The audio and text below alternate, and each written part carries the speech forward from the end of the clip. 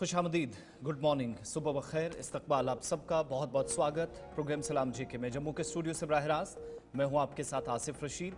ज़हूर उलाबी मेरे साथ ठीक 10 बजे तक रहेंगे और आप तमाम लोगों का बहुत बहुत शुक्रिया। हमेशा की तरह आज भी हमारे साथ प्रोग्राम में न सिर्फ साथ दे रहे हैं बल्कि पूरे दिन प्रोग्राम्स, डिबेट, डिस्कशंस या फिर बहस मुबाहिसों में इस पूरे अमल के दौरान आप प्रोग्राम्स का हिस्सा रहते हैं। आपका फीडबैक वक्तन फ़वक्तन हम तक पहुंचता है, उसके लिए इजहार तशक्कुर। प्रोग्राम सलाम जी के जिसमें फॉर्मेट के मुताबिक मुख्तलिफ मौज़ूआत हैं, मकामी, कौमी और बैनुल-अक़वामी सतह की खबरें आप तक पहुँचेंगी और न सिर्फ खबरें बल्कि तज्ज़िया और तबसरा होगा। वो खबरें जिनका लेना देना आपसे है, जिनका बराह रास्त वास्ता अवाम के साथ है।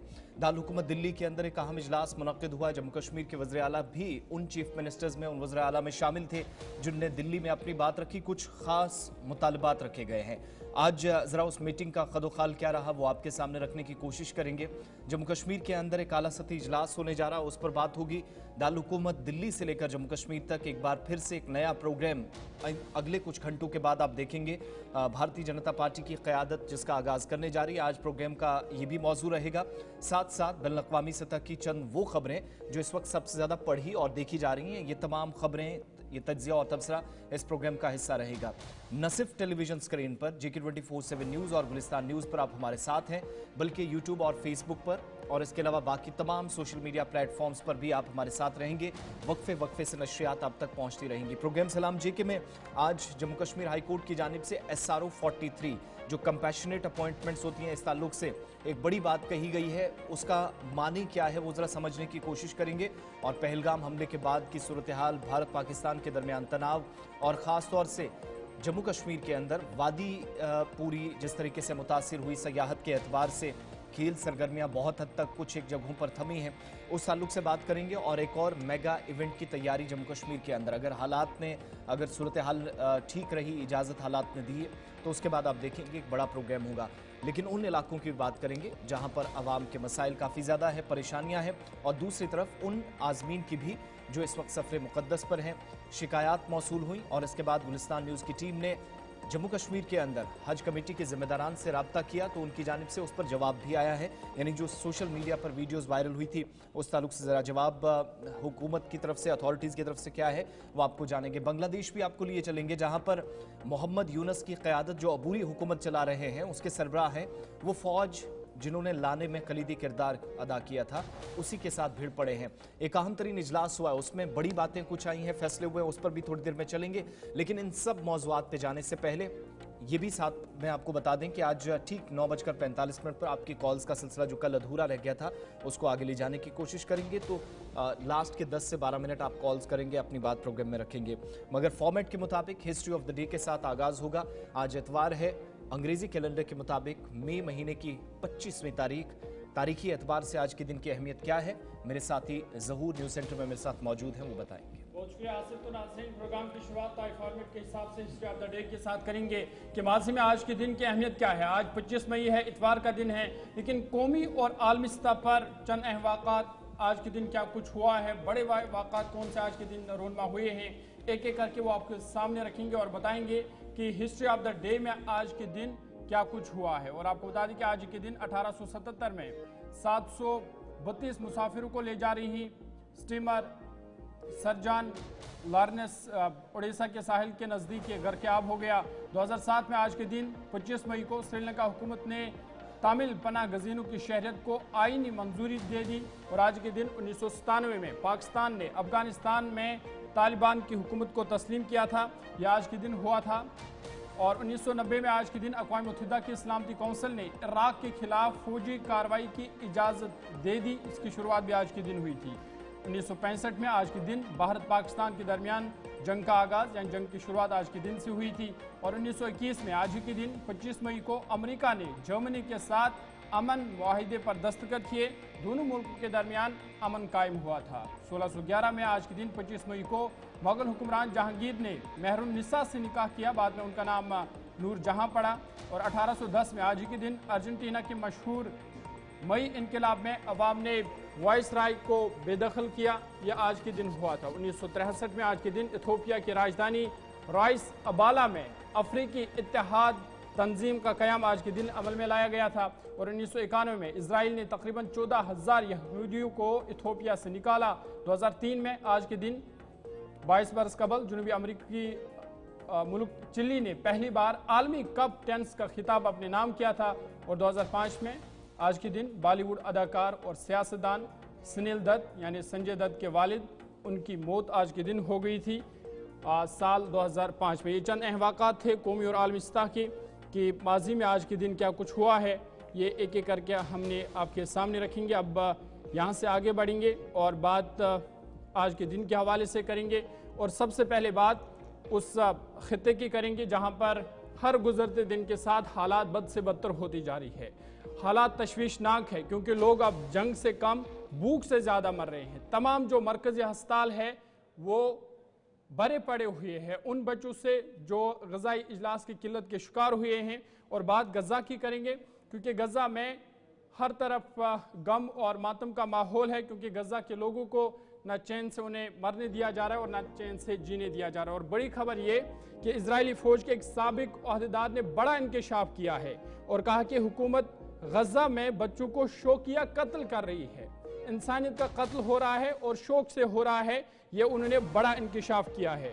आपको बता दें कि इजरायली अपोजिशन लीडर यार गोलन की जानिब से ये बड़ा इंकशाफ हुआ है कि जो कार्रवाइयाँ वहाँ पर हो रही है, बमबारी हो रही है इसराइल की तरफ से, उन्होंने कहा कि ये गजा में बच्चों को शौकिया कत्ल कर रही है।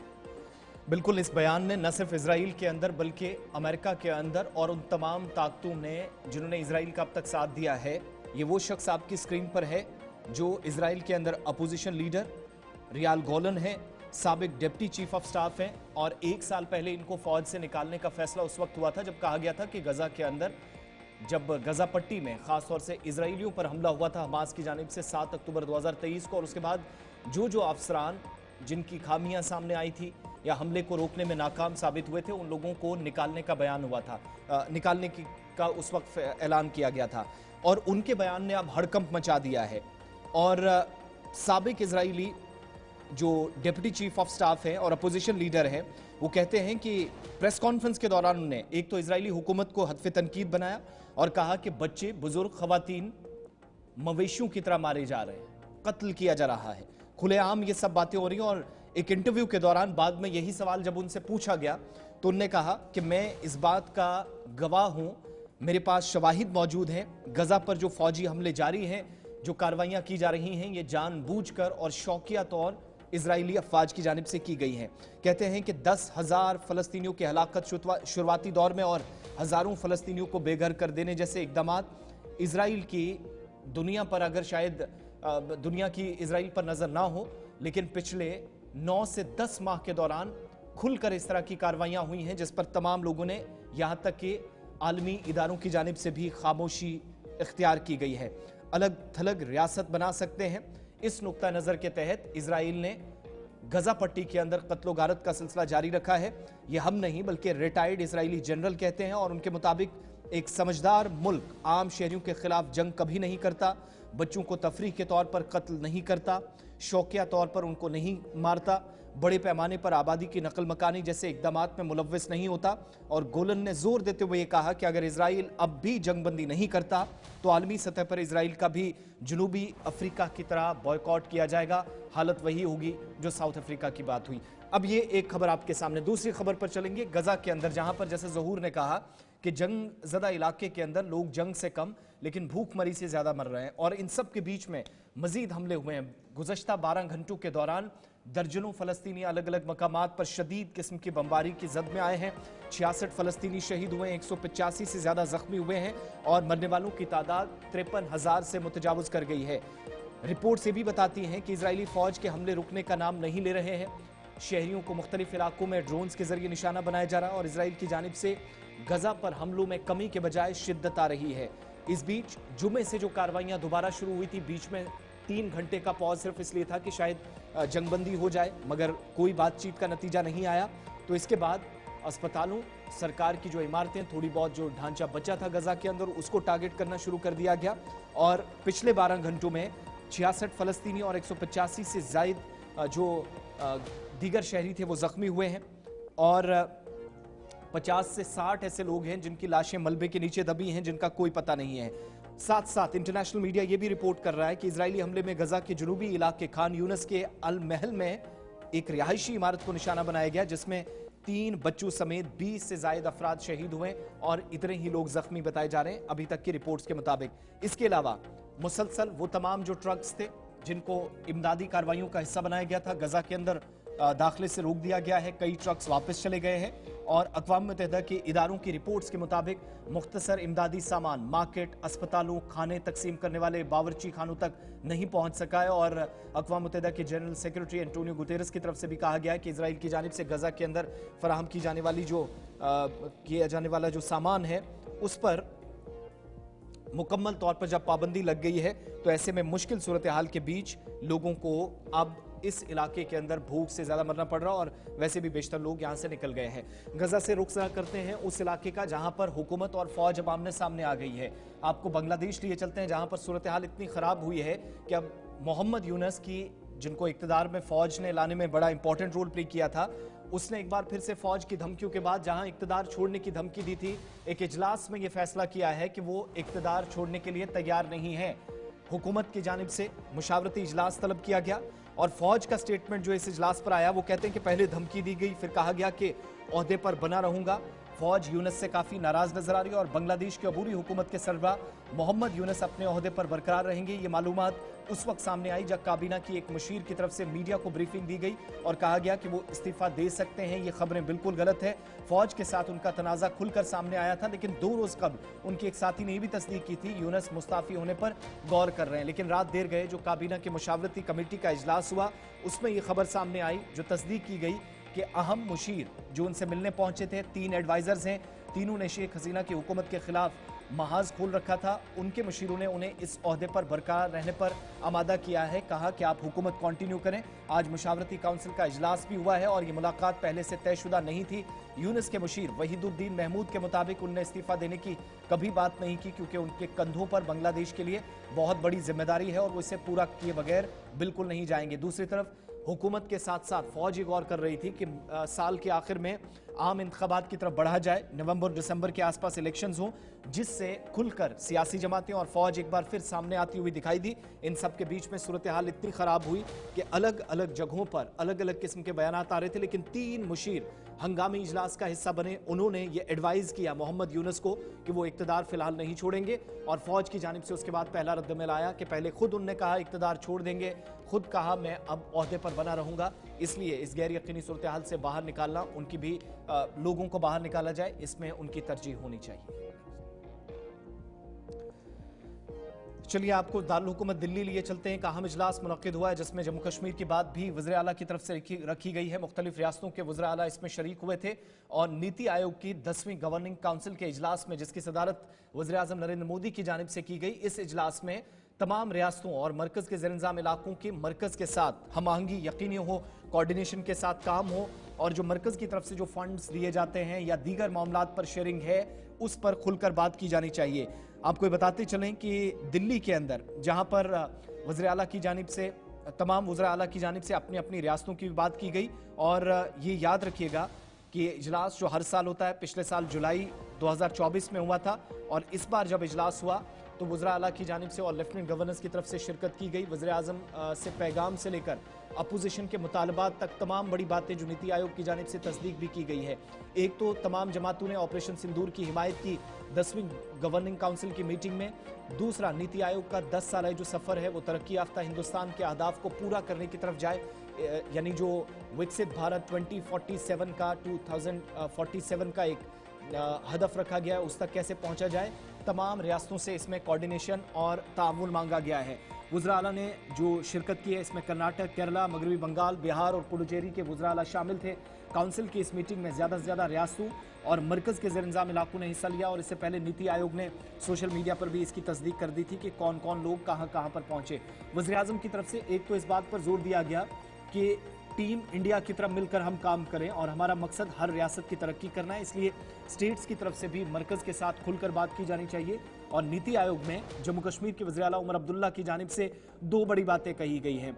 उमर अब्दुल्ला ने एक तो जम्मू कश्मीर के सयाहती शोबे को बहाल करने के लिए दोहरी नुक्ता नज़र की तजवीज़ पेश की पहलगाम दहशतगर्दाना हमले से जम्मू कश्मीर में जो शोबा बुरी तरह मुतासिर हुआ, और मरकज पर यह जोर दिया कि वो PSUs को कश्मीर में इजलास मुनक्किद करने और वहां पार्लिमानी कमेटी के इजलास बुलाने का हुक्म दे।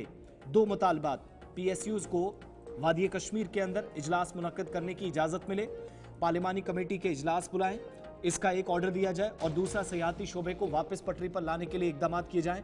चीफ मिनिस्टर उमर अब्दुल्ला की तरफ से ये बातें नीति आयोग के इस इजलास में रखी गई हैं। वज़ीर-ए-आज़म की सदारत में होने वाली नीति आयोग की गवर्निंग काउंसिल के इजलास में उमर अब्दुल्ला ने पाकिस्तान की तरफ से हालिया गोलाबारी का भी मसला उठाया, जिसमें पुंछ, राजौरी और शुमाली कश्मीर के अजला बुरी तरह मुतासिर हुए, 23 अफराद जाँ बहक हुए। इस बात पर भी जोर दिया कि रिहायशियों के लिए, लोगों के लिए इनफरादी बंकरों की तामीर ज़रूरी है। ये वो बातें हैं जो चीफ मिनिस्टर्स ने रखी, और जम्मू कश्मीर के वज़ीर आला की जानिब से भी ये 2-3 बड़ी बातें रखी गई जो आपके सामने इस इजलास में हमने रखी, जो पॉइंट ऑफ एजेंडा एक तरफ से चीफ मिनिस्टर की तरफ से गवर्निंग काउंसिल के 10वीं इजलास में रखी। बिल्कुल, इस इजलास में अहम बात यह भी रही कि जो नॉन BJP रियासतों का जो मरकजी फंड है उसमें उन्होंने 50% हिस्सेदारी का मुतालबा किया है। साथ ही साथ जो पानी को लेकर तनाज़ात मुख्तलिफ रियासतों में हैं उसको हल करने के हवाले से इसमें बातचीत हुई है, और वज़ीर-ए-आज़म नरेंद्र मोदी ने विकसित भारत 2047 के लिए मरकज़ और रियासत के इत्तेहाद पर जोर दिया और कहा कि इसके लिए सबको मिलकर आगे बढ़ना होगा। लेकिन अहम बात यह भी है कि कई जो रियासत के वज़राए आला है वो इसमें शिरकत उन्होंने नहीं की, उन्होंने बाइकआउट किया, जिसमें कर्नाटक, केरला, पुडुचेरी और मगरबी बंगाल के जो वज़राए आला है उन्होंने इस इजलास में शिरकत नहीं की, जिसको लेकर के कई सवाल उठते हैं। अब आगे बढ़ेंगे यहाँ से और एक बड़ी खबर आपके सामने रखेंगे, और बात कोरोना वायरस के हवाले से करेंगे, क्योंकि कोरोना ने एक बार फिर से दस्तक दी है और हर गुजरते दिन के साथ जो मामलात है उनमें अब इजाफा भी देखने को मिल रहा है। और भारत की बात करें तो भारत में ये तादाद अब 350 के पार पहुंच चुकी है। 2 नए अक़साम की तशख़ीस भारत में हुई है, और साथ ही साथ ये जो नया वेरिएंट है तमिलनाडु से लेकर गुजरात और दिल्ली में नए वेरिएंट्स के केसेस रिपोर्ट हुए हैं। ताहम लोगों से कहा गया है कि वो घबराए नहीं, लेकिन एहतियात बरतने की ज़रूरत है। कोविड-19 जिसको हमने देखा कि कितना ख़तरनाक है, 2019 से इसकी शुरुआत हुई थी, फिर 20, 21, 22 में हमने किस तरह की मुश्किलात देखे वो सबके सामने हैं। लेकिन एक बार फिर कोरोना वायरस के केसेस जो है वो सामने आ रहे हैं। ताहम WHO ने ये जो 2 नए वेरिएंट्स हैं उन्होंने कहा कि ये उनके ज़ेर निगरानी में हैं, और जो वैक्सीन इसके लिए बनाई गई थी या जो डोज इसके लिए दिया जाता है, WHO ने ये साफ किया है कि वो डोज या वैक्सीन जो है वो अब भी मौसर है, इसलिए अभी कोई ख़तरा नहीं है, आलमी सतह पर अभी कोई ख़तरा नहीं है।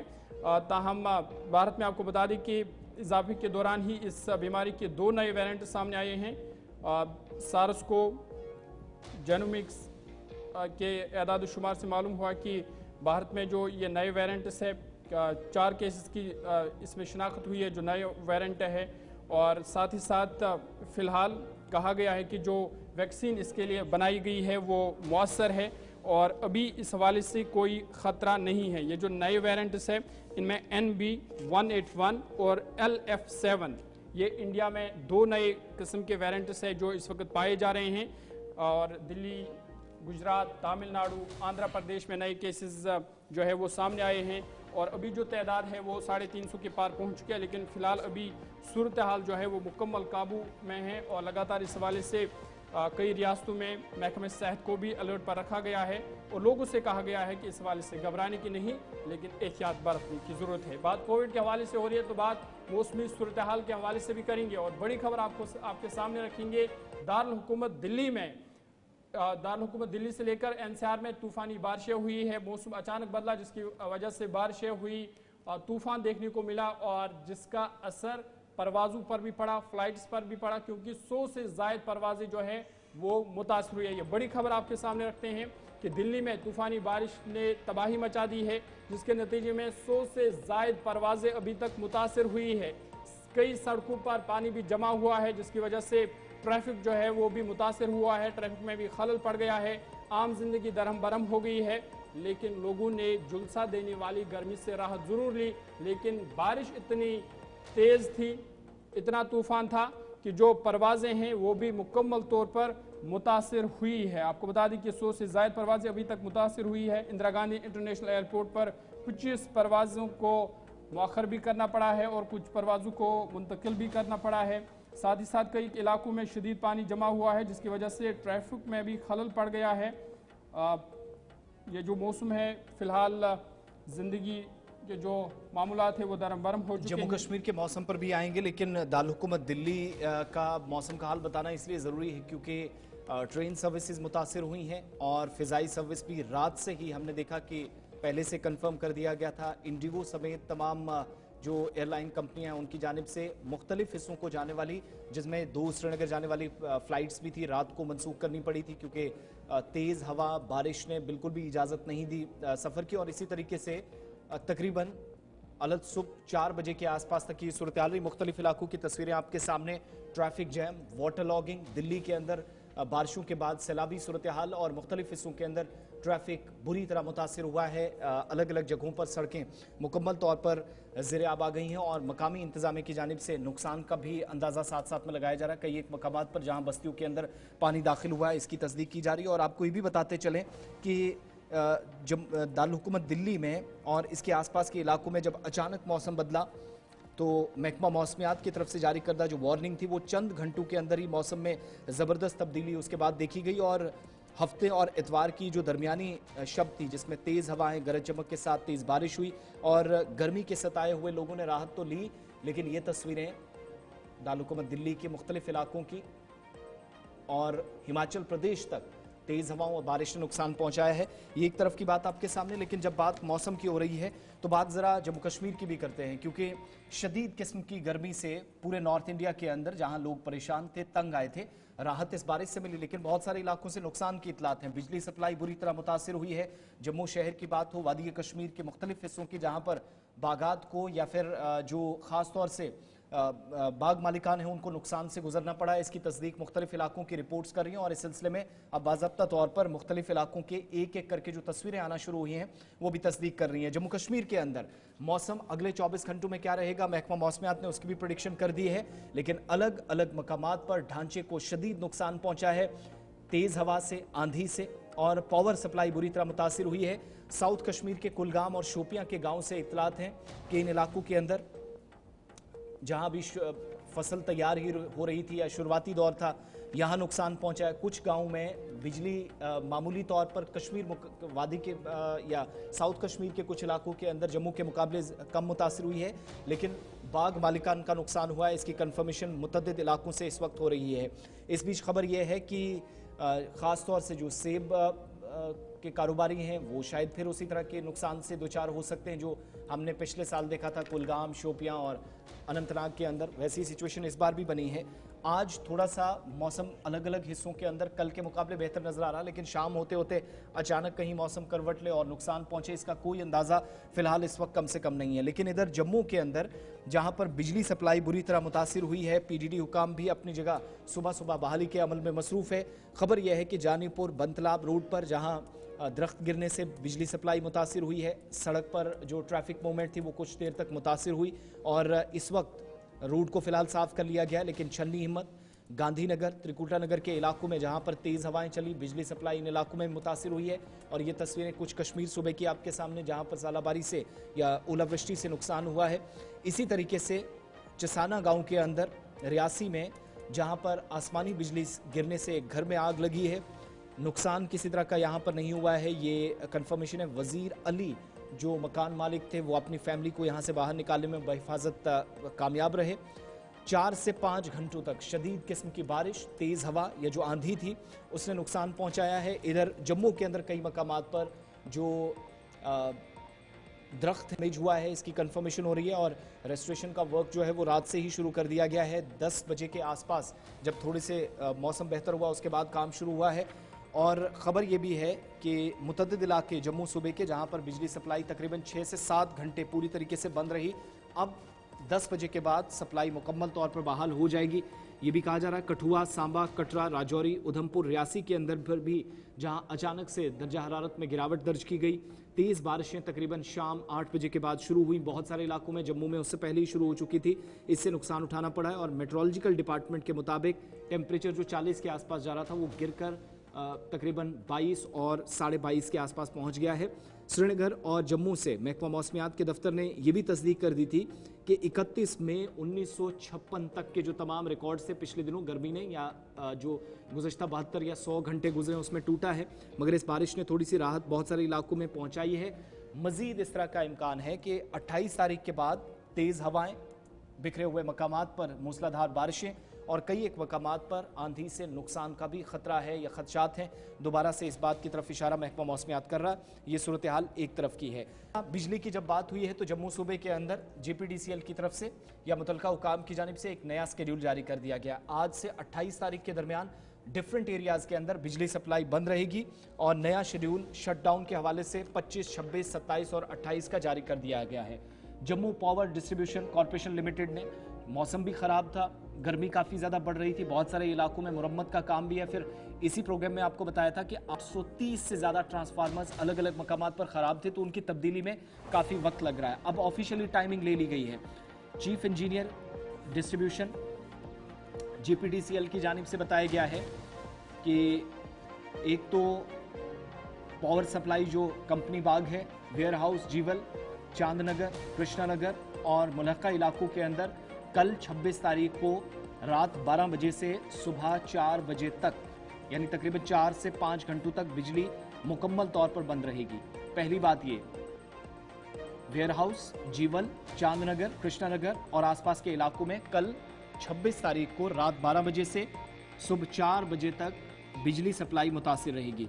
आज 25 तारीख को सुबह से 10 बजे तक पावर सप्लाई जकोल, बख्ता, चिनपुरा इंडस्ट्रीज़ को जोड़ने वाले ये जो इलाके हैं जिनमें गोविंदसर है, लुगट इंडस्ट्री है, सरकुमारी कहतेरा है, MES जंगलोट है और AGS पॉलीफिल्म्स है और आसपास के इलाकों में तकरीबन ये 4 घंटे का वक्त नए शेड्यूल के मुताबिक यहाँ पर बिजली सप्लाई इस वक्त बंद है।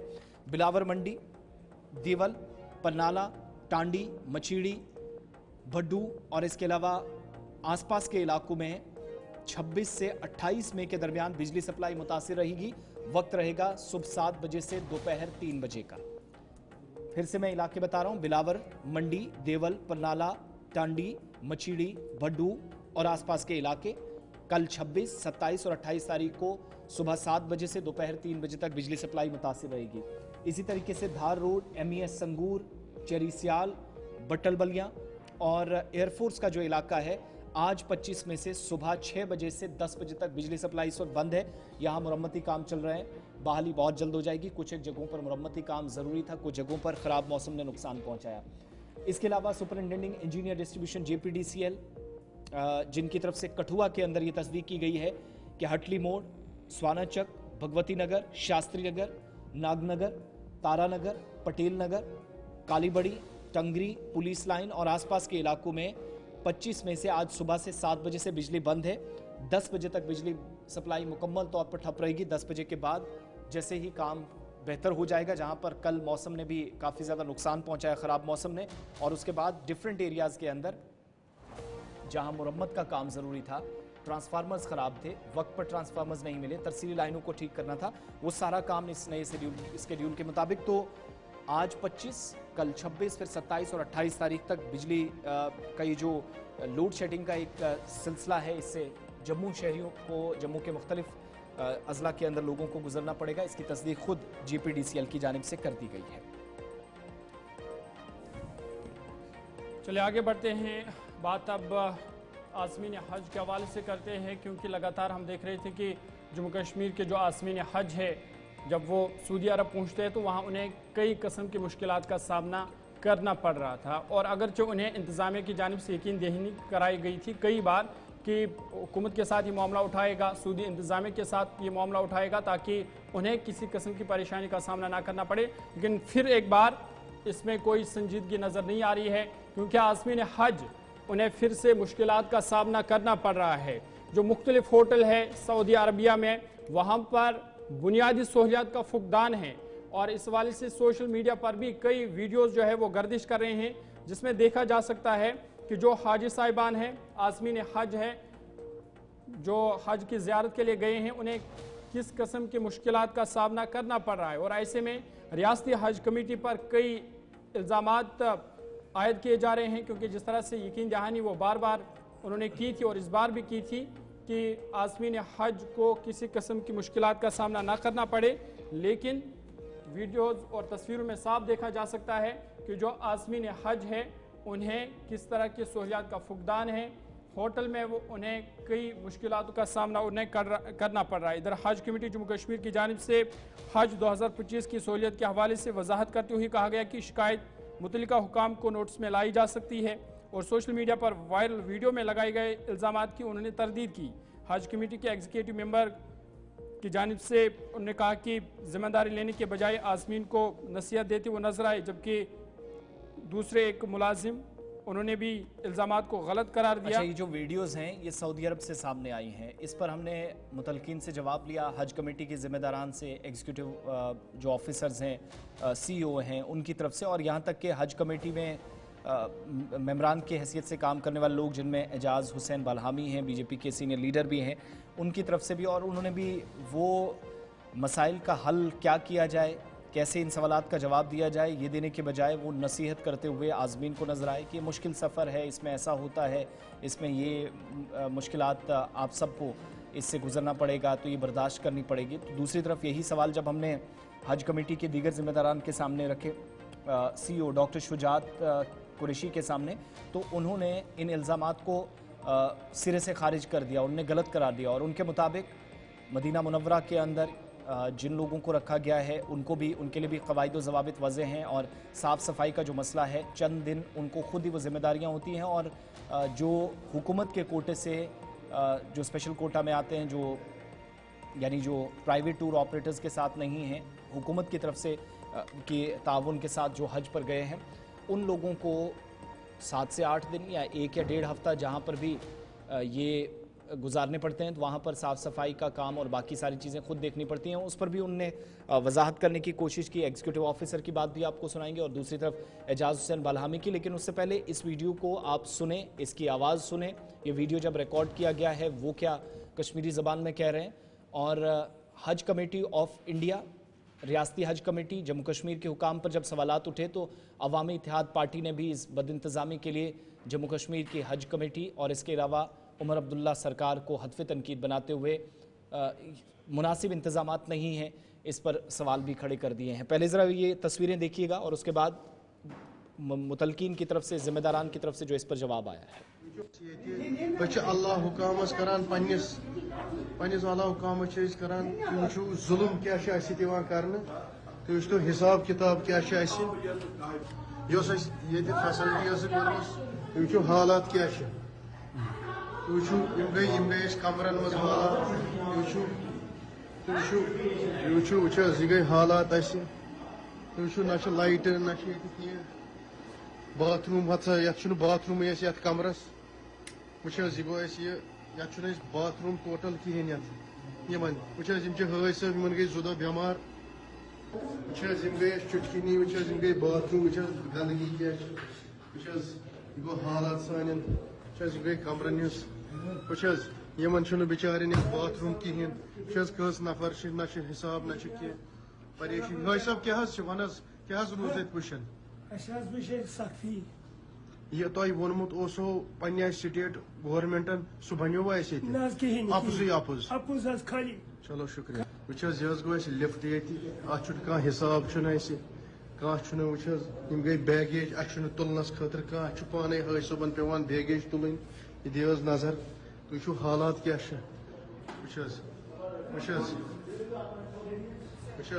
यह गो हज सब दे नजर ये हालात चल मस्तूरात हिसाब क्या बाथरूम। वीडियो वायरल हुआ ये 19 आज का, जो 15 को यहाँ से के 15 मई को।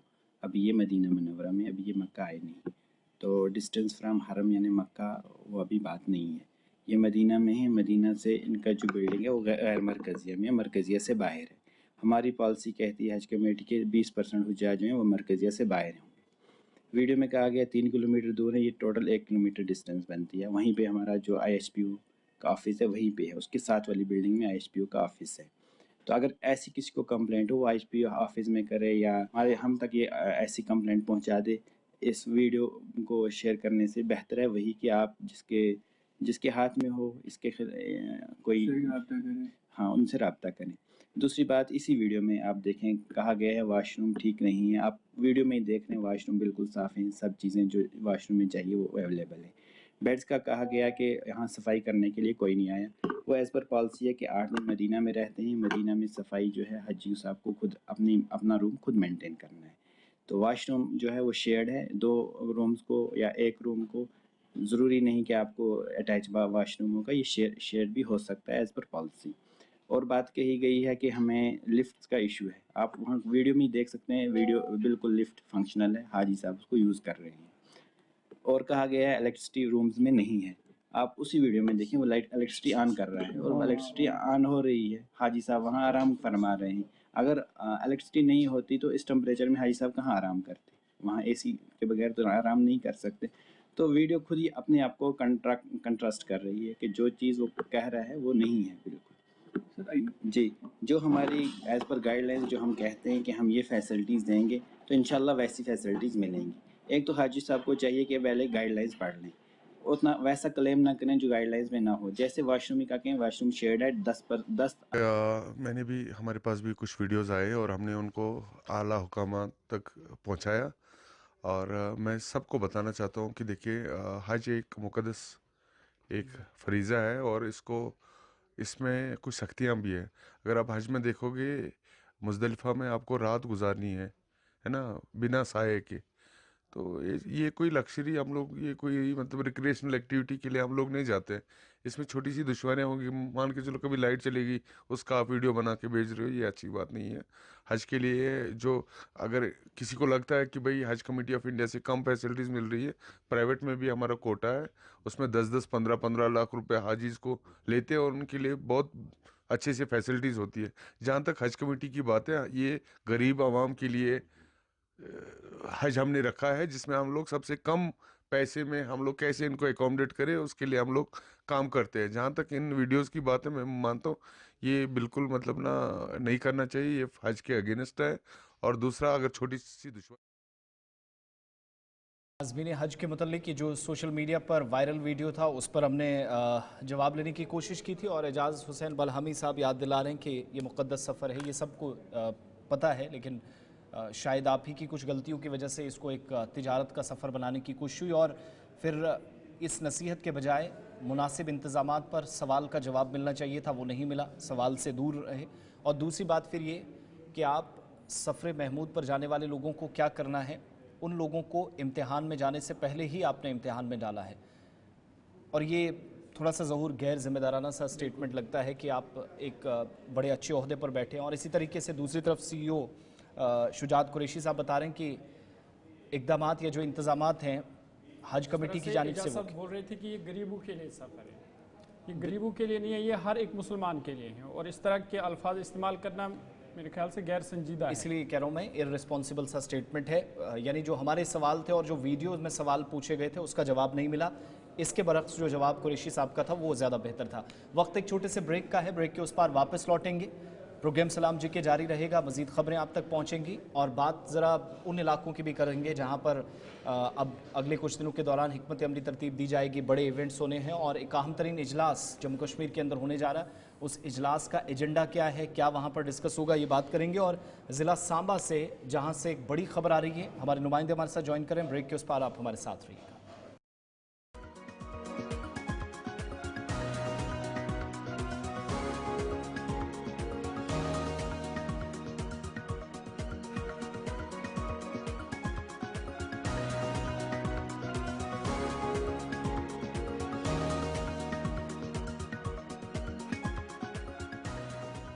बड़ी खबर इस वक्त सांबा से आ रही है जहां पर एक ASI की जान चली गई है और उनका एक साथी जख्मी हुआ है। जिला सांबा के अंदर नाके पर पुलिस पार्टी को निशाना बनाया गया है और इब्तदाई मालूमात के मुताबिक ये मवेशी तस्कर थे, बोविन स्मगलर्स थे जिनने एक ASI पर हमला किया है। नाके पर खड़े थे, ASI हरमिंदर इनका नाम बताया जाता है। इनकी मौत हो गई है। एक और पुलिस एहलकार जो इनके साथ था वो जख्मी हुआ है। अभी तक मालूमात है कोलपुर के अंदर मवेशी तस्करों की तरफ से यह हमला किया गया और ASI ने मौके पर दम तोड़ा है।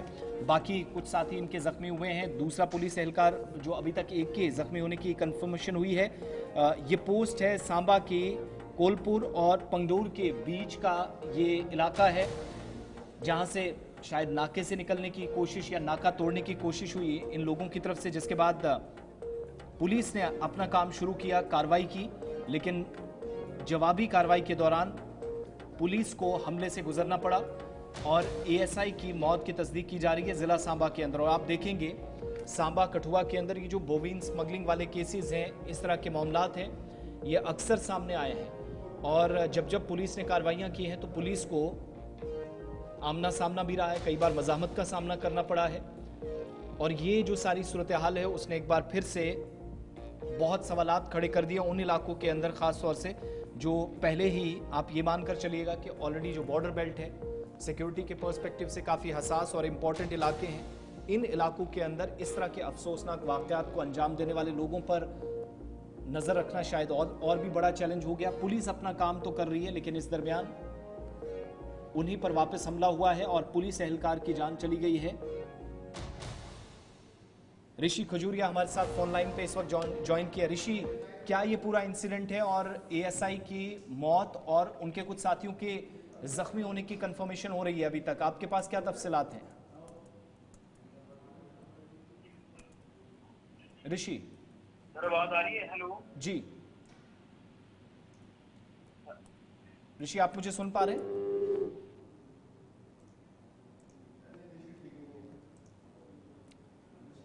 ऋषि खजूरिया से दोबारा राब्ता करेंगे।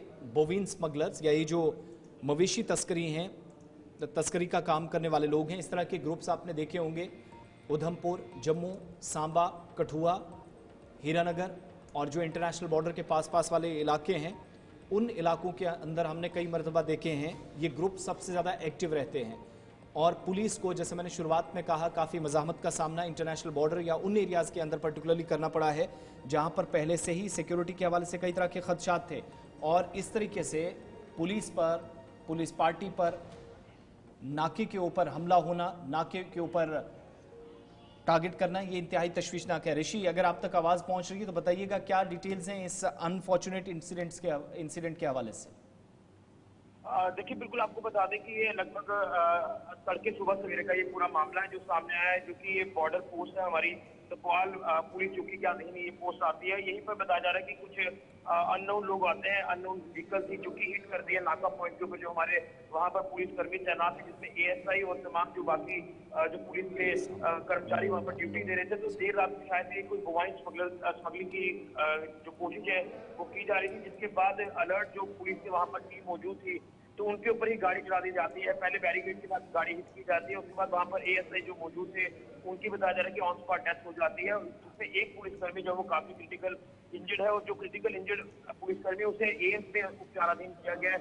एम्स में उसका इलाज जो वो चल रहा है, लेकिन अभी तमाम कुछ और चीजें जो वो सामने आना बाकी है। हालांकि अभी तो इनिशियल रिपोर्ट यही बता रही है कि ये बोइंग स्मगलिंग का प्रयास हो सकता है, जिस प्रयास को विफल करने के लिए पुलिस टीम वहां पर तैनात थी, लेकिन जो तस्कर थे उन्होंने जो वो नहीं देखा और पूरी तरह से गाड़ी जो वो पुलिस कर्मियों के ऊपर चढ़ा दी जाती है। ये कहीं ना कहीं इससे पहले भी ऐसे मामले सामने आ चुके हैं, क्योंकि जब भी इनको रोकने की कोशिश की जाती है तो ये इनके अंदर डर खौफ नाम की कोई चीज नहीं रहती और ये वही करते हैं जो कोई नुकसानदेह जो वो साबित हो सकता है। और एक बार फिर से ये इसी तरह से मामला सामने आया, जैसे पहले एक बार नट इलाके में भी ऐसा ही मामला सामने आया था। यहाँ पर ये कितने लोग थे? गाड़ी चढ़ा दी थी। गाड़ी में अगर थे तो क्या तादाद इनकी थी और क्या मौके पर ही इनकी गिरफ्तारी अमल में लाई गई?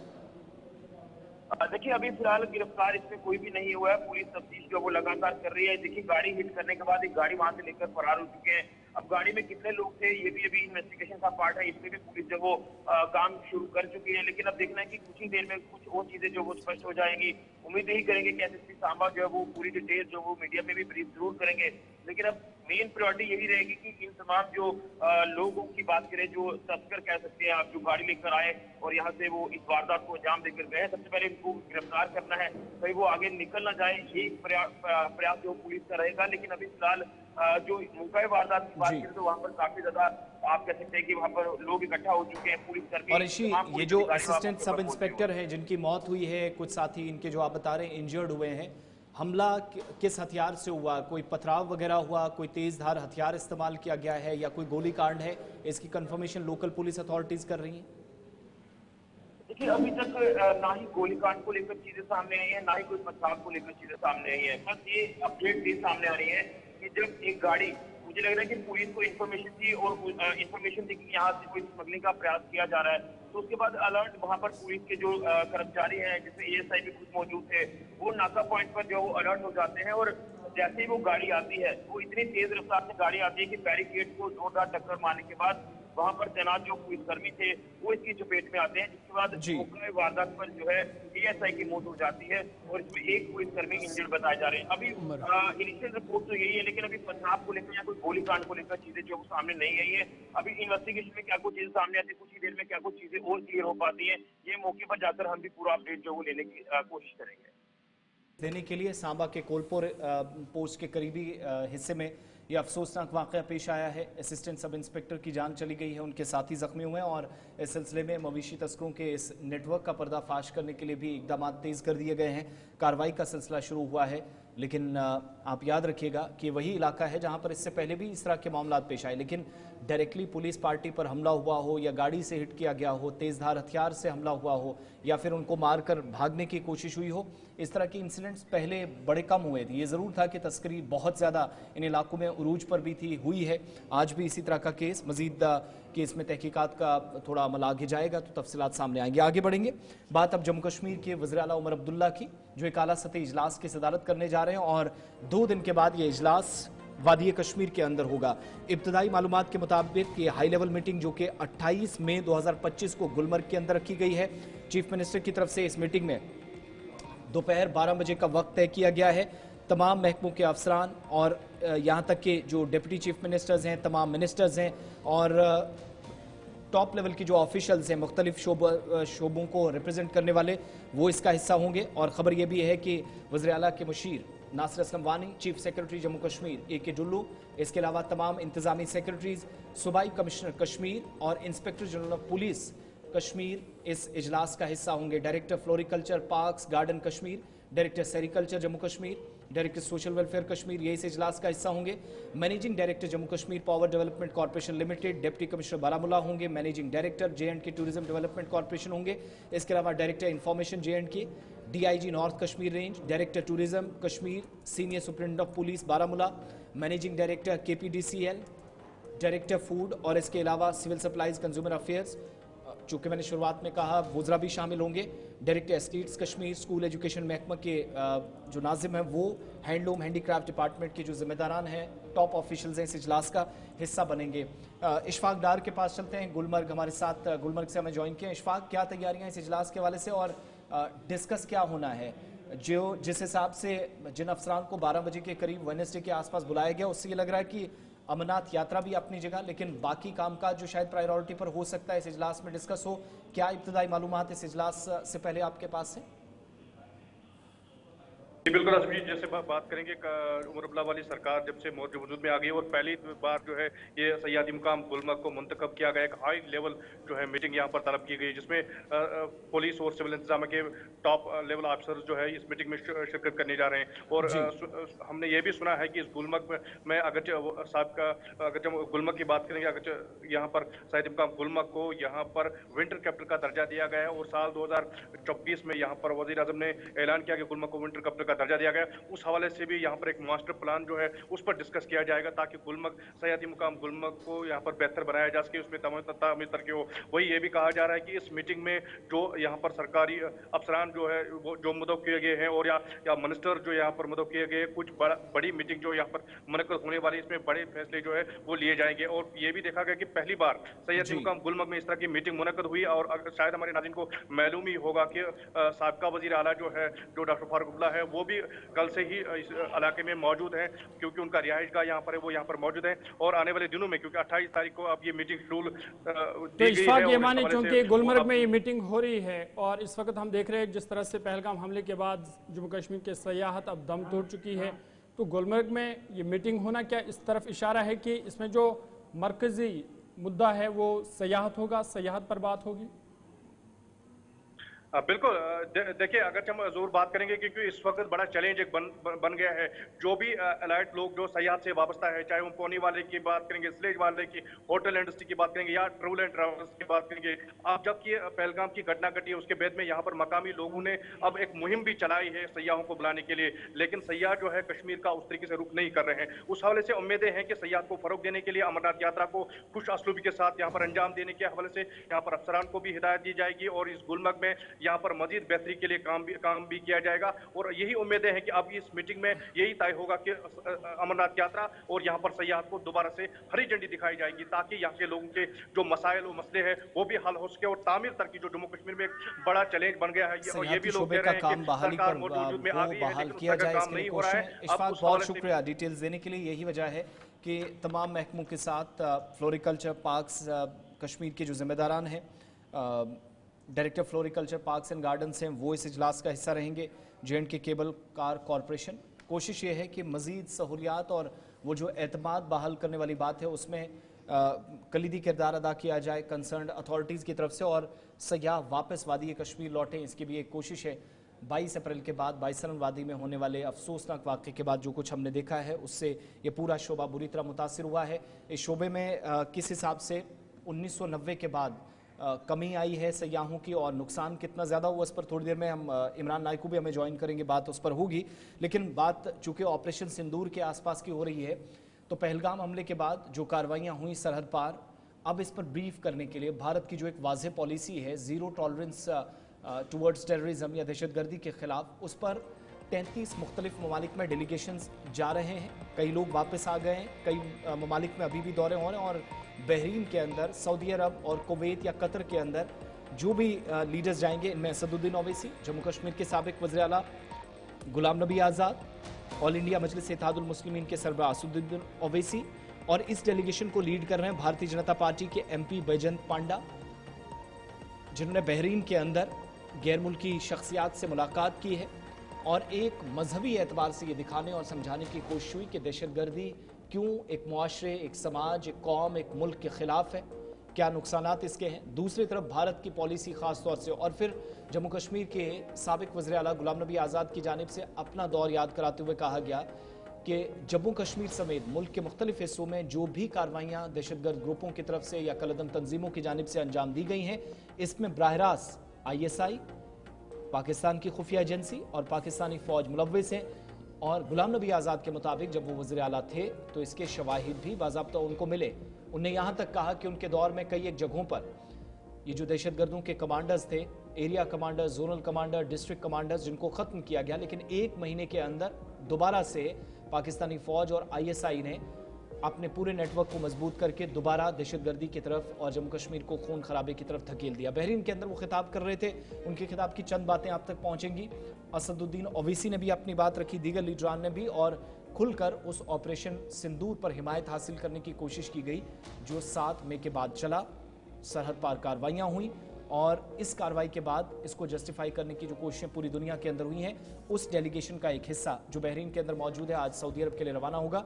रवानगी से कबल गुलाम नबी आज़ाद की बात। They have also hierarchy.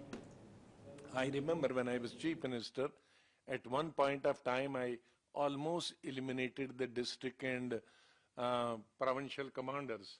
So for 1 month they didn't have any commander, but I think within 1 month they again replace them with junior commanders. So this is going for those who are in Kashmir. We know that who is doing it. This is basically Pakistan Army. Why Pakistan Army is doing? Because Pakistan does not need any army. So if they don't do this, the Pakistan Army becomes irrelevant. Who is the richest person in Pakistan at the moment? Not a politician. You might have heard in different parts of the globe, the politicians becoming, the businessmen becoming big businessmen.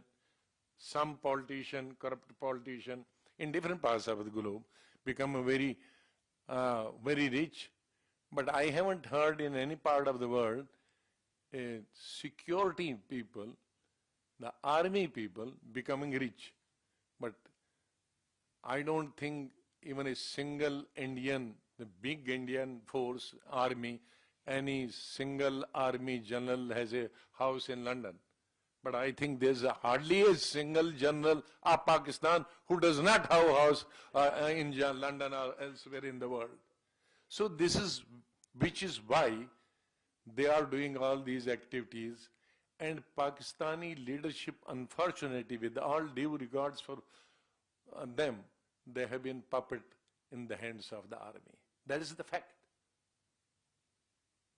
In diplomatic language, my colleagues may not accept it, but as a political worker and as a person who have seen them very closely, being in government and outside the government, it is these all activities are being done, sponsored, aided, abetted. I have the proofs also as a chief minister, because one boy, I had told my security people that I want one boy or one person alive.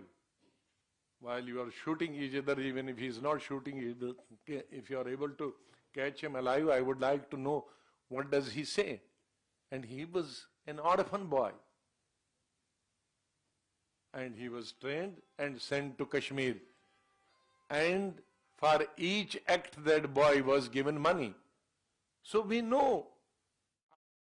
Jammu Kashmir और साबिक मरकजी वज़ीर सेहत गुलाम नबी आज़ाद बात कर रहे थे। कहते हैं कि एक बच्चा उनके दौरे इक़्तिदार में पकड़ा गया, वो एक यतीम बच्चा था, लेकिन इस्तेमाल किया गया था, ब्रेन वॉश हुआ था ISI और पाकिस्तान आर्मी की तरफ से, और जम्मू कश्मीर में खून खराबे के लिए उसको यहाँ धकेला गया था और बाद में पता चला कि उसको पैसा देकर ये सब काम कराया जा रहा था। यानी कुल मिलाकर बताने और दिखाने की कोशिश, इंटरनेशनल फोरम पर जो कुछ हो रहा है उसके लिए जिम्मेदार सरहद पार बैठे तमाम वो लोग हैं जो आज वर्दी में हैं, और यही नारा उस तरफ भी, ये जो दहशतगर्दी है इसके पीछे वर्दी है, उसके आसपास चीज़ों को बताने की कोशिश हुई है। बहरहाल ये जो डेलीगेशंस हैं वो अब मुख्तलिफ मालिक में जाएंगे। रूस, मॉस्को के अंदर भी, जहाँ 9/11 के हमले में मारे गए लोगों को खराज अकीदत भी पेश किया गया, श्रद्धांजलि अर्पित की गई, और इसके अलावा मॉस्को के साथ साथ यूरोप के अंदर जो लोग मौजूद हैं उनकी भी वापसी होनी है। लेकिन ओवैसी, आज़ाद, बीजेपी MP, ये तमाम लोग जो हैं इस डेलीगेशन का हिस्सा हैं। ये डेलीगेशन अब बहरीन से कतर और उसके बाद सीधा सऊदी अरब भी जाएगा। वक्त एक छोटे से ब्रेक का है, 9:36 हो रहे हैं। ब्रेक के उस पार लौटेंगे तो सयाहती शोबा चूँकि बुरी तरह मुतासिर हुआ, हमने शुरुआत में बात की थी, एक अहम तरीन मीटिंग होने जा रही है, लेकिन कुछ आदाद शुमार या नंबर्स आपके सामने रखेंगे। इमरान हमें ज्वाइन कर रहे हैं, और भारतीय जनता पार्टी की जानिब से जब मोदी सरकार के तीसरी टर्म का 1 साल पूरा हो रहा है तो एक नेशनल वाइड एक कैंपेन शुरू की जा रही है। उसमें क्या खास रहेगा, ब्रेक के उस पार ये डिटेल्स भी, और 9:45 के आसपास आपके कॉल्स प्रोग्राम में शामिल होंगी।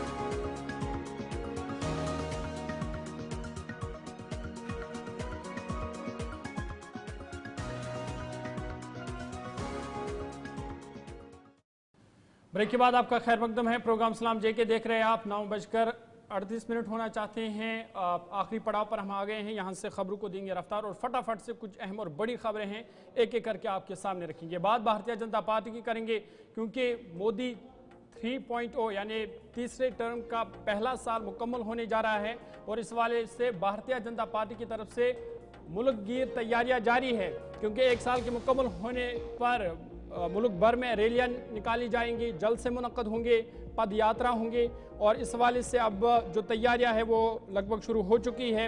और साथ ही साथ इन रैलियों में जो सरफहरिस्त होगा वो ऑपरेशन सिंदूर होगा। ऑपरेशन सिंदूर की कामयाबी के हवाले से और किस तरह ये ऑपरेशन चलाया गया दहशतगर्दी के खिलाफ, इस हवाले से लोगों तक जानकारी पहुंचाई जाएगी। और साथ ही साथ जब हम जम्मू कश्मीर की बात करते हैं तो जम्मू कश्मीर में भी आप देखेंगे कि आने वाले दिनों में कई वुज़रा जम्मू कश्मीर का दौरा करेंगे, और जम्मू कश्मीर में भी बड़े पैमाने पर जल्द से मुनक्कद होंगे, क्योंकि मोदी सरकार की जो तीसरी टर्म है उसका 1 साल अब मुकम्मल होने जा रहा है, और इस हवाले से तैयारियां भी जारी है। मोदी हुकूमत 3.0 के 1 साल की तकमील पर मरकज़ी हुकूमत और BJP की जानिब से मुल्क भर में पद यात्राएँ होंगे, जल्द से होंगे। इसका मंसूबा बनाया गया है, जिनमें जम्मू कश्मीर भी शामिल है। इन तकरीबात का मकसद आवाम को हुकूमत की फलाही स्कीमों से आगाह करना है। ताहम जो तवज्जो है वो ऑपरेशन सिंदूर की बड़ी कामयाबी पर होगा। किस तरह से ये ऑपरेशन चलाया गया, पहलगाम हमले का बदला लिया गया। बीजेपी रहनुमाओं के मुताबिक काबीना की मंजूरी से मंजूर शुदा जो ज़ात पर मबनी मरदमशुमारी कास्ट सेंसस, वो भी एक अहम मुद्दा होगा इस दौरान। और इन तकरीबात में इस मामले पर भी बातचीत की जाएगी, क्योंकि पहले ही काबीना ने इसको मंजूरी दे दी है कि वज़ीर-ए-आज़म नरेंद्र मोदी या भारतीय जनता पार्टी की जो सरकार है वो कास्ट सेंसस कराएगी। इस हवाले से भी लोगों तक जानकारी पहुंचाई जाएगी और 1 साल में मोदी हुकूमत ने कौन से कारनामे किए हैं ये जनता तक पहुंचाया जाएगा। क्योंकि ऑपरेशन सिंदूर जम्मू कश्मीर में दहशतगर्दों के खिलाफ एक फैसला कुन कार्रवाई थी, इस हवाले से भी इसको भी उजागर किया जाएगा। और ज़राए के मुताबिक मोदी हुकूमत के 1 साल मुकम्मल होने पर जम्मू कश्मीर आने वाले वुज़रा और रहनुमाओं के नाम जो है वो आइंदा माह के पहले हफ्ते में तय किए जाएंगे। इसकी बाज़ाब्ता फ़हरिस्त सामने आ जाएगी और वज़ीर-ए-आज़म नरेंद्र मोदी की तरफ से भी अहम जलसों से खिताब मुतवक्का है। हो सकता है जम्मू कश्मीर का भी दौरा उसमें शामिल हो, लेकिन इस हवाले से अभी तस्दीक नहीं हुई है। अभी ये जो है साफ नहीं हुआ है कि क्या वो करेंगे या नहीं करेंगे, लेकिन खबर यह है कि ज़रूर चूँकि 1 साल मुकम्मल होना है, इस वाले से वो कई अहम जलसों से खिताब भी करेंगे। और इस मौका पर जो कटरा से कश्मीर तक रेल सर्विस के इफ्तिताह का भी इम्कान है कि वज़ीर-ए-आज़म नरेंद्र मोदी जम्मू कश्मीर का दौरा कर सकते हैं। और अगर उनका दौरा हुआ तो जो अहम मंसूबा है कटरा से कश्मीर तक रेल सर्विस का, उसका इफ्तिताह भी हो जाएगा और एक बड़ी सौगात जम्मू कश्मीर के लोगों को आने वाले महीने में मिल सकती है। चलिए, ये एक तरफ की बात थी। अब जरा इमरान नाइकू के पास चलेंगे और बात सियाहत की हो रही थी, क्योंकि एक मेगा इवेंट भी आइंदा दिनों में होगा, उस पर आगे चलकर बात करनी है। मगर पहलगाम हमले के बाद जिस हिसाब से चीज़ें असरअंदाज हुई है, मनफी असरात मुरतब हुए हैं जम्मू कश्मीर पर इन इंसिडेंट्स के, माजी के मुकाबले इस बार ज़्यादा सूरत हाल ख़राब दिखाई दे रही है। तो 1990 के बाद ये जो सयाहती शुबा है वो आप कह सकते हैं कि उसका 1 नहीं 2 नहीं बल्कि 4 उसके जो टायर्स हैं वो ख़राब हुए हैं और नुकसान इतना ज़्यादा कि जिसकी भरपाई तो मुश्किल है, लेकिन इससे बाहर निकलना मज़ीद वक्त लग सकता है। तमाम तरह की कोशिशें इंतज़ामी सतह पर इक़दामात या जो भी हुकूमत की जानिब से, स्टेक होल्डर्स की जानिब से किया जा सकता है, पॉसिबिलिटी है कि चीज़ें रिवाइव हों, लेकिन वक्त लग सकता है। अभी इस वक्त आप देखेंगे 77,050 बिस्तरों की मजमूई गुंजाइश वाले जो होटल्स हैं वो पूरी तरीके से वीरान नज़र आ रहे हैं। मुगल बागात हैं, नेहरू पार्क हैं, ब्लूवार्ड रोड हैं, ये सनसान है। झील डल के आसपास जो रौनक लगी रहती थी वो आज बिल्कुल ही गायब है। और सयाहती सीज़न जब शबाब पर हो तो उस दरमियान पाँव रखने की जगह वादी कश्मीर के होटल्स में, झील डल के आसपास सयाहती मकामात, या जो ऐसी कई डेस्टिनेशंस थी जो बहुत कम सुर्खियों में हुआ करती थी लेकिन सयाहती एतबार से काफ़ी अहमियत इन मकामात की थी। नई डेस्टिनेशंस पर भी लोग जाते थे, नए नए एरियाज़ को एक्सप्लोर करते थे, लेकिन हालात इस वक्त बिल्कुल भी इजाज़त नहीं दे रहे हैं कि ये सब हम देखें। और सयाहती सीज़न शबाब पर होने के बावजूद भी एक अजीब व गरीब वीरानी, एक गैर यकीनी सूरत हाल, एक अजीब किस्म की बेचैनी जिससे बाहर निकलना शायद बहुत मुश्किल इस वक्त में है। इमरान नाइकू हमारे साथ हैं। इमरान, तकरीबन 30 से 35 बरसों के बाद ऐसी सूरत हाल, वक्त तो लगेगा, जाहिर सी बात है, लेकिन आज के वक्त में ये जो नुकसान माली तौर पर हो रहा है या जो इकॉनमिकली हम थोड़ा पीछे जा रहे हैं, बैकफुट पर चले गए हैं, एक बड़ा शोबा जो जम्मू कश्मीर की इकॉनमिक स्ट्रक्चर के हिसाब से कलीदी किरदार अदा करता है, उसके लिए शदीद धचका, ये परेशानी का सबब जो बना है, यह मुसीबत बनी है तमाम लोगों के लिए। क्या एक्सपेक्ट करें? वो जो झील डल के आसपास, जैसे मैंने कहा कि सिर्फ वो मकामात नहीं जो दुनिया भर के अंदर मकबूल हैं अपने खूबसूरती की वजह से, बल्कि ऐसी जगहें थी जो इंतज़ामिया की जानिब से अभी निशानदेही नहीं हुई थी, उन मकामात पर भी इस सीज़न में लोगों का आना जाना, और यहाँ तक कि बॉर्डर टूरिज़म को लेकर सिर्फ बातें ही नहीं होती थी, लोग आते भी थे, लेकिन वो रौनकें ख़त्म होना जम्मू कश्मीर को मौजूदा वक्त में कहाँ लेकर गई हैं। और ये जो रौनकें बहाल होने वाली बात है, कोई थोड़ा बहुत चांस, कोई उम्मीद, कहीं पर कोई उम्मीद की किरण नज़र आती है कि शायद 22 अप्रैल से पहले वाले वो दौर को, वो दोबारा से वो रौनकें लौट आएँ, बहाल हों?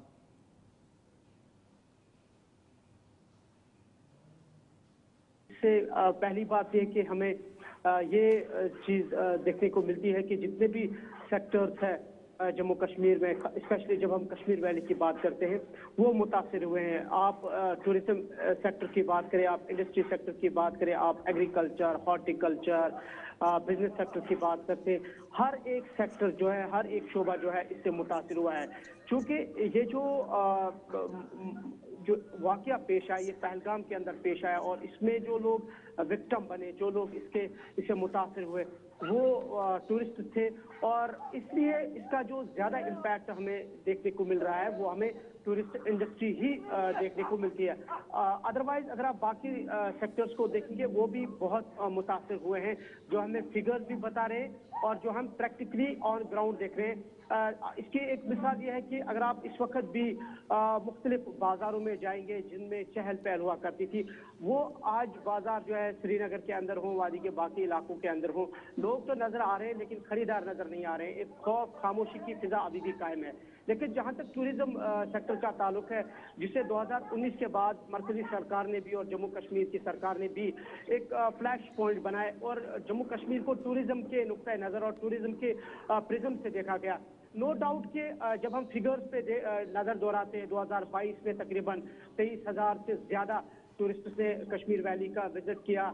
2023 में जब हम देखते तो 27 लाख से ज्यादा जो है टूरिस्ट यहाँ पे आए। इसी तरीके से जब हम 2024 पे नजर दौड़ाते तो तकरीबन 30 लाख जो टूरिस्ट हैं उन्होंने कश्मीर वैली का विजिट किया और गवर्नमेंट फिगर्स हमें बता रहे हैं कि 2019 के बाद करोड़ों की जो तादाद है, जो फिगर्स है, वो टूरिस्ट ने कश्मीर वैली का विजिट किया और उसका जो डायरेक्टली इनडायरेक्टली जो फायदा है, बेनिफिट है, वो न सिर्फ होटलियर्स को बल्कि एक घोड़े चलाने वाले, एक घोड़े चलाने वाले से चाय बेचने वाले तक, होटल के मालिक से लेके वहाँ जो लोग काम कर रहे हैं, जो लड़के वहाँ पे पढ़े लिखे वहाँ पे काम कर रहे थे, उनको उसका डायरेक्ट इनडायरेक्ट फायदा मिलता था और उसका जीडीपी में भी एक जो है हमें अच्छा खासा असर देखने को मिलता है जम्मू कश्मीर की जीडीपी का जहाँ तक ताल्लुक है। लेकिन सूरत हाल से आप सब, हम लोग, पूरी दुनिया, पूरा मुल्क इससे वाकिफ है कि सूरत हाल क्या है। जंगी सूरत हाल बनी, एक ड्रोन अटैक, एक दूसरे के ऊपर ड्रोन वॉर जिसे हम कहते हैं, वो देखने को हमें मिला।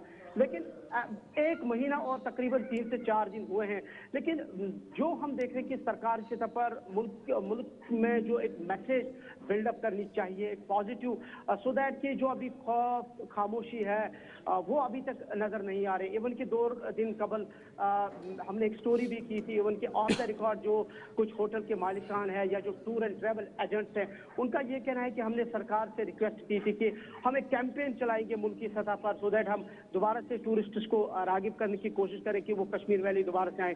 लेकिन अभी तक सरकार की तरफ से उन्हें ग्रीन सिग्नल या उन्हें अलाउ नहीं किया जा रहा है। लेकिन मैं समझता हूँ एक ये कि सरकार की जो बातें हैं वो अपनी जगह पे है, लेकिन प्रैक्टिकली थोड़ा सा इसको इस पे काम करने की जरूरत है। जैसे 28 तारीख को उमर साहब की जो वज़ीर आला की गुलमर्ग के अंदर मीटिंग है और इमरान, जिस तरह से आप बता रहे थे कि हम लगातार देख रहे थे कि गुज़िश्ता सीज़नों में कि टूरिस्ट में इजाफा हो रहा था, रिकॉर्ड तोड़ से आए थे, शायद उसी की नज़र लगी कि अब ये जो तमाम सयाहती मकामात है या वीरान हो चुके हैं। लेकिन जब जो ट्रैवल एजेंट्स है, जब वो सयाहों से बात करते हैं, टूरिस्ट से बात करते हैं, तो क्या शिकायतें अभी इस वक्त उनकी रहती है? क्या वजूहात है कि वो अभी कश्मीर का दौरा नहीं करना चाहते हैं? देखिए, इसमें शिकायत नहीं है, बल्कि ये एक आयाम है कि अभी खौफ है, डर है, क्योंकि ये कोई मामूली सी बात नहीं है कि बेगुनाह, जिनका कोई कसूर नहीं था और 26 लोग अपनी जान गंवा बैठे और जिनको टारगेट किया गया, जिनको मारा गया।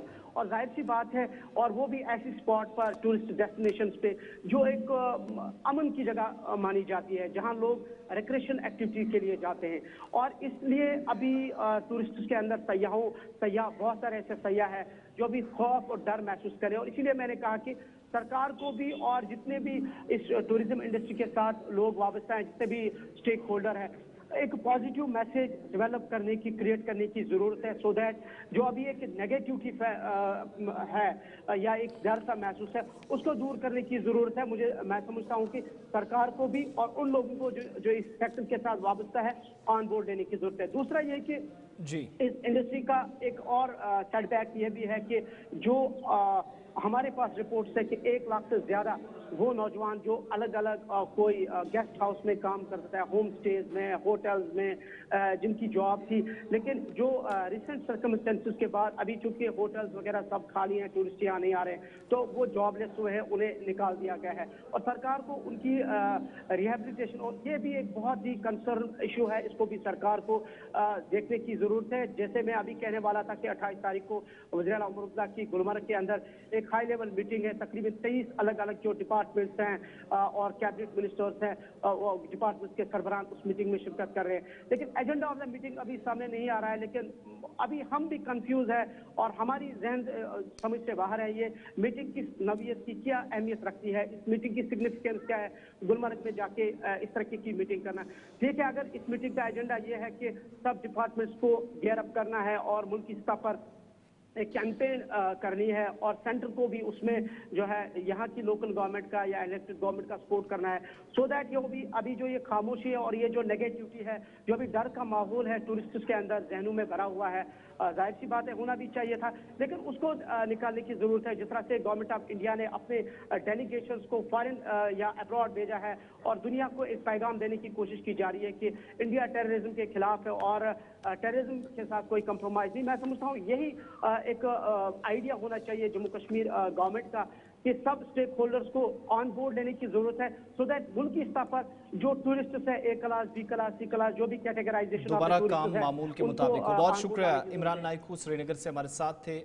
महकमा सयाहत और दीगर जितने भी शोबे इन 3 या 4 हफ्तों के दौरान मुतासर हुए हैं, जितना नुकसान हुआ उस ताल्लुक से बात कर रहे थे। आदाद-ओ-शुमार अपनी जगह, लेकिन प्रैक्टिकली आप देखेंगे तो ज़मीनी हकायक इसके बरक्स है। वहाँ पर सिचुएशन और भी, यहाँ कुछ नंबर्स आपको कागज़ों में नज़र आएंगे, लेकिन वो ग्राउंड पर जो हमारी जानकारी है नहीं है। कॉलर्स की तरफ चलेंगे, मुख्तलिफ इलाकों से आप हमें ज्वाइन करेंगे। चारों नंबर ज़रा स्क्रीन पर दे दीजिएगा और उसके बाद एक एक करके हम चलेंगे। और जब कॉलर्स बीच में चूँकि डिफरेंट एरियाज़ से कॉल आती हैं तो बहुत सारे लोग कॉल करते वक्त टीवी की आवाज़ साथ में ओपन कर देते हैं, वो उससे मुश्किल आती हैं। डायरेक्टली आवाज़ यहाँ से सुनिएगा, वापस उसी पे रिस्पॉन्ड करें। मुख्तसरन अपनी बात रखिएगा, अपने इलाके की बात रखिएगा। और 4 नंबर्स आपकी स्क्रीन पर आ चुके हैं, ऑफिशियल नंबर्स हैं 125876679448। और जब कॉल करेंगे 0191 लगाना बिल्कुल मत भूलिएगा, क्योंकि ये कोड है। कॉलर्स हमारे साथ जुड़ना शुरू कर चुके हैं। फर्स्ट कॉलर लाइन पर हमारे साथ हैं। हेलो, अस्सलाम वालेकुम। जी वालेकुम अस्सलाम। अच्छा से अर्ज बस मडबल नौशहर पे जी सड़क खराब वन वो वो परस पे फर्ज वो गो लेट थो चीज मगर अत गो लेट वो मेहरबानी तनवीर सादिक त्रुमत एप्लिकेशन पे MLA तनवीर सादिक तमिस नश त्रुमत एप्लिकेशन मगर कहीं कार्रवाई सपदान और वनकस नारवल सोरी वोरी वो त्रावान सील तम वन वन त्रावान कुन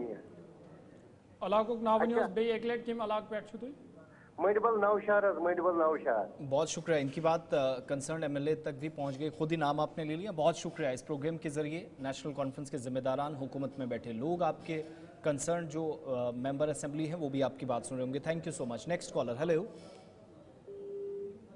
हेलो हेलो, नाम बताइएगा, कहाँ से? अस्सलाम वालेकुम। वालेकुम अस्सलाम। बहुत मोहम्मद शफी दिलकदल चूनी मार्केट। जी शफी साहब।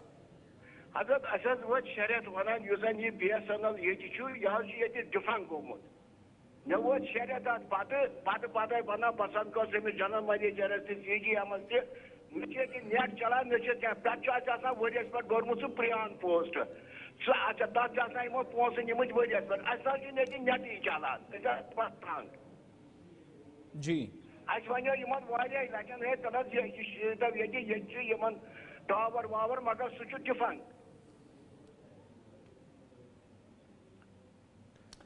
माफ़ कीजिएगा, बीच में आपकी आवाज़ कट हो गई है, आपकी बात हम पूरी नहीं सुन पाए हैं। बहरहाल बहुत शुक्रिया इस प्रोग्राम का हिस्सा बनने के लिए। नेक्स्ट कॉलर लाइन पे इंतजार कर रहे हैं। हेलो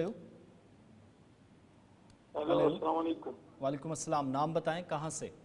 अब्दुल मजीद सफा कल पे सफा कल ना आप बने खास स्लेपन खट गाड़ी टास ना शुक्र अल्लाह ताला रहा जी, लेकिन ना स्लेप त्रो दोम बनो रेड वालो बनो फ्रूट मंडी हूँ आड ऑटो वो रेड वो तुम नसब साइड रोटमुत तुम यपार से बाकी चूक यपार शेरा पर सान तरह फिक्री मज कर मज वो तो पे फिक्री पे बे देखी सुबह बेहमान अतन शाम 10 बजे तक सुबह 7 फट सोरी कदल गर दिवान आप बंगस ना जास यह अतन हाल अगर खुदा ने रहम कर सफा गुल्लुक हाल।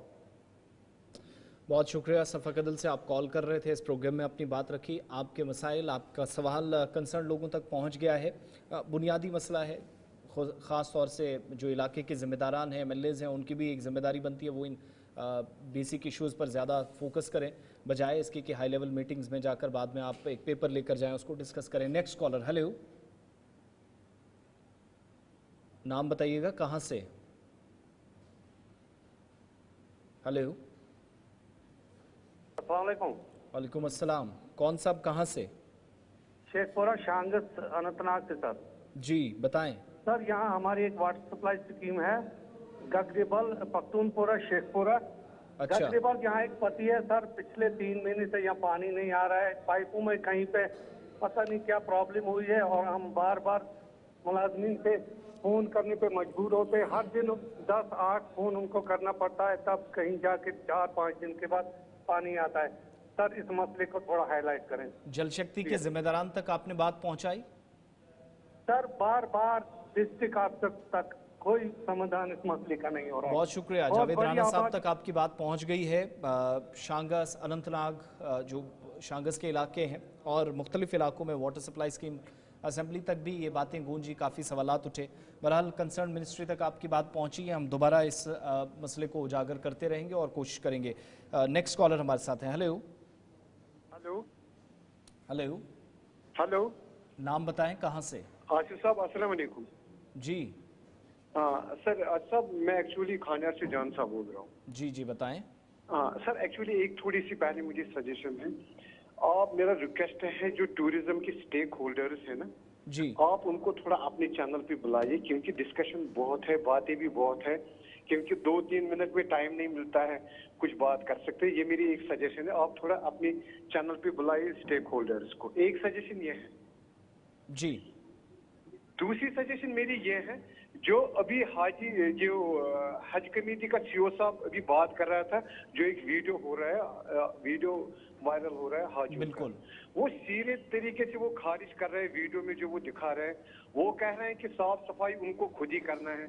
मुझे बताइए, क्या वो कॉलेज, किसी कॉलेज का वो हॉस्टल है? क्या कोई होटल में रूम सर्विस वाला नहीं होता है? वो हाजी कैसे सर्विस साफ सफाई खुद करेंगे? और वो उन्होंने वीडियो में दिखाया कि वॉशरूम इतना गंदा है। ये बोल रहे हैं वॉशरूम गंदा नहीं है, वॉशरूम में कमोड लगा हुआ है, इसका मतलब है कि गंदा वो नहीं है।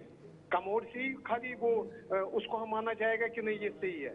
और दूसरा वो दिखा रहे हैं कि उस वीडियो में दिखा रहे हैं कि 2 रूम 3 रूमों को एक ही वॉशरूम है, तो उसका मतलब वो कॉमन वॉशरूम है। बहुत शुक्रिया आपकी कॉल का। हज कमेटी के जिम्मेदारान की जो बात हमने सुनी, हमने शुरुआत में कहा कि गैर जिम्मेदाराना सा रवैया, सवाल बड़े सीरियस थे, जवाब देने के बजाय वो नसीहत देने की कोशिश कर रहे थे, और अब तो उनको पैकेज मिल गया, उनको कोई परवाह नहीं है, वो ज़्यादा इस पर बात करेंगे नहीं, और ये मुसीबत हर बार। और फिर आगे से कहा जाता है नसीहत देते देते कि अगर इतना ही है फैसिलिटीज़ का तो प्राइवेट 15, 16, 17 लाख खर्च करके प्राइवेट टूर ऑपरेटर्स के साथ जाएं।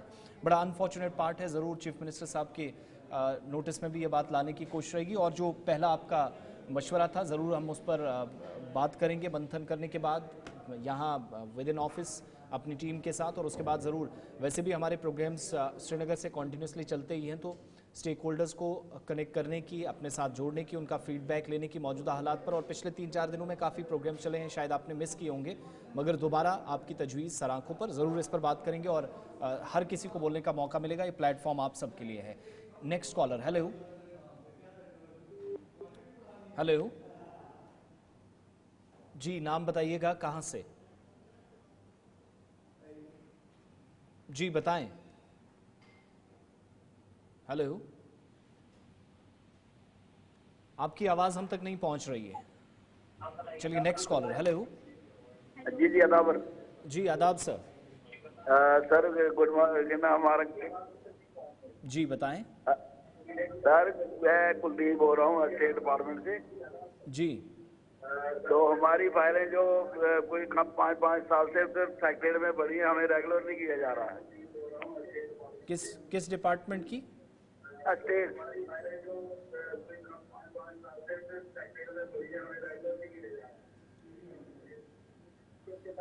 आप अपनी बात दोहरा दीजिएगा।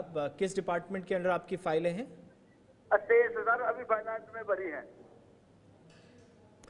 बहुत शुक्रिया आपकी कॉल का। अभी एक इम्पॉर्टेंट मीटिंग 28 तारीख को और उसके बाद एक और इजलास होने जा रहा है। हमें उम्मीद है कि वो जो पेंडिंग फाइलें हैं, और ये सिर्फ आपकी बात नहीं है बल्कि बहुत सारे लोगों ने भी इस तरह की शिकायतें की, पुराने केसेस हैं 2017, 16, 18 के बाद, वो फाइलें भी पता नहीं कहाँ धूल चाट रही हैं। और फिर कहा गया कि डिजिटलाइजेशन के प्रोसेस के तहत पूरा निज़ाम ऑनलाइन कर दिया गया, वेबसाइटें ही काम नहीं कर रही हैं। तो ऐसे में वो तमाम लोग जिनके पुराने केसेस हैं, संगीन मामलात हैं, उस पर डिस्कस कैसे हो, बात कैसे हो, पेशरफ्त कैसे हो, कैसे फर्दर डेवलपमेंट्स होंगी, ये सोचना पड़ेगा।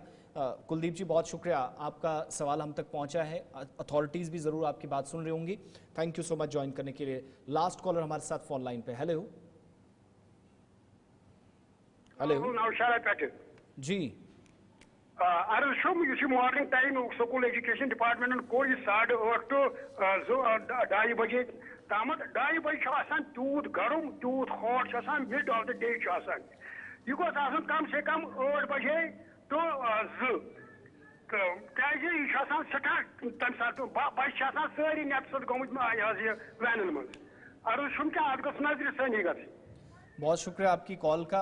अब ये कन्फ्यूजन ही है, 2 बजे छुट्टी हो, 2:30 बजे हो, गर्मी तो 1 या 1:30 बजे के आसपास जब सूरज बिल्कुल आपके सर के ऊपर हो तो टेम्परेचर नॉर्मली इन दिनों 38-40 के आसपास जा रहा है। अब पहले आपने कहा टाइम चेंज कर दीजिएगा, टाइम ज़रूर चेंज हुआ। अब अगर आधा 1 घंटा पीछे लगता नहीं है, क्योंकि डिपार्टमेंट को और भी काम है, वक्त तब्दीली पर भी या औकात कार में तब्दीली पर ही बात करता रहेगा तो शायद थोड़ी सी मुश्किल होगी। बहरहाल बहुत शुक्रिया आपकी कॉल का। डायरेक्टर साहब तक आपकी बात प्रोग्राम के वसादत से पहुंच गई है। बहुत बहुत शुक्रिया आप तमाम लोगों का इस प्रोग्राम में हमारे साथ ज्वाइन करने के लिए। ज़हूर और आसिफ रशीद को आप इजाज़त देंगे। इस प्रोग्राम में बस इतना ही, लेकिन ब्रेक के उस पार खबरों, तज्जियों और तबसरों पर मबनी प्रोग्राम दिन भर जारी रहेंगे। मज़ीद खबरों के लिए विजिट करें हमारी ऑफिशियल वेबसाइट www.gulistannews.in पर।